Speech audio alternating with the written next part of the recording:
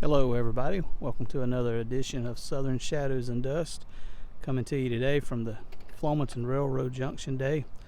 We're standing at the railroad junction at the Alabama-Florida line, looking at what used to be Flomaton Depot. We'll try to put up a picture here of what it used to look like. It was in this area that L&N Railroad has operated under various forms: L&N, Mobile, Great Northern, Montgomery to Pensacola, Mobile to Pensacola, Mobile, Montgomery. All sorts of different trains have come through here over the years. A Hummingbird, all sorts of passenger trains.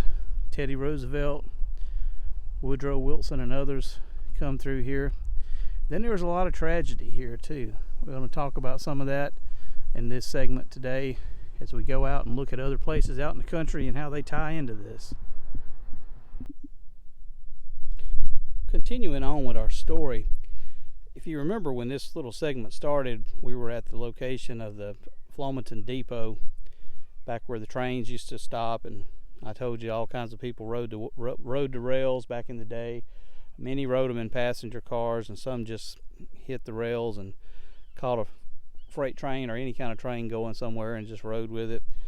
Such was the story of John Sterling Bell.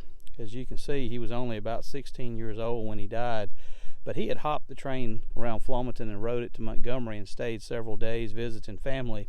And on his return, it was late in the night of March 18th, 1915, and him and another person that was riding the rails decided to jump close to Flomaton. The story goes that the man who was jumping first probably had more experience riding the rails, and they told him not to jump yet. But supposedly, young John Bell jumped sooner than he should have and broke his neck there close to the depot. The story goes it was like in the middle of the night. He jumped about 11:30 or 12:30, and they found him an hour or two later, and he was dead.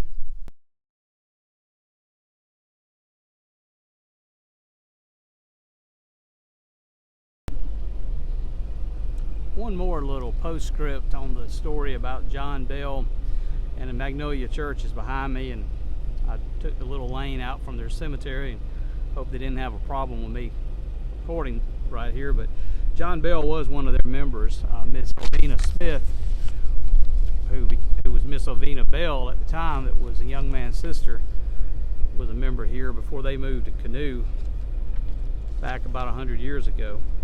But according to the Pine Belt News of March 25, 1915, killed at Flomaton, the body of John Bell was discovered by railroad employees just beyond the north end of the train shed about 3 o'clock.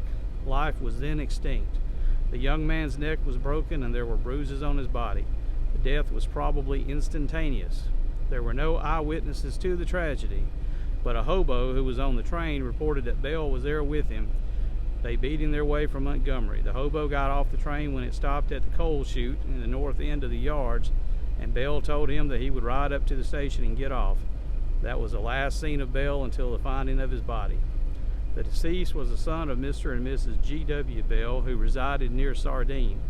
Bell was only 15 years of age and had been away from home for about 10 days, according to the article. The body was interred at Magnolia Cemetery, Sardine, which is behind Magnolia Baptist Church.